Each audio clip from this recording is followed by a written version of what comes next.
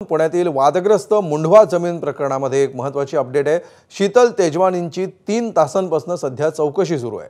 जमीन गैरव्यवहार प्रकरणी शीतल तेजवानींची चौकशी सुरू आहे आणि या चौकशीतून आता काय बाहेर येतं हे बघणं महत्त्वाचं असणार आहे। काही 2 दिवसांपूर्वी त्यांचा जबाब देखील नोंदवण्यात आलेला होता आणि आता 3 तासांपासून त्यांची चौकशी सुरू आहे।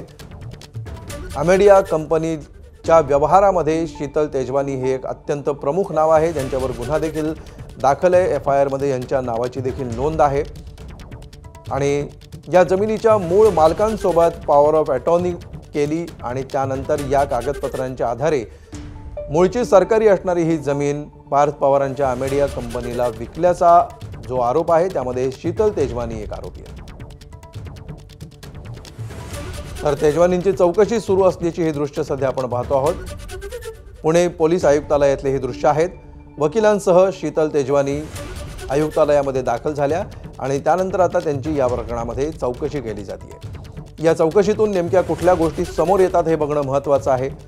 मूळची महारवतनाची असणारी ही जमीन विकली कशी गेली, पॉवर ऑफ अटॉर्नीची प्रक्रिया नेमकी कशी झाली, ही प्रक्रिया करण्याचे कायदेशीर अधिकार तेजवानींना होते का आणि हे डॉक्युमेंट लीगल मानून व्यवहार कसा झाला, असे अनेक प्रश्न या प्रकरणामध्ये समोर येत आहेत। या चौकशीनंतर काही नवीन गोष्टी समोर येण्याची शक्यता आहे।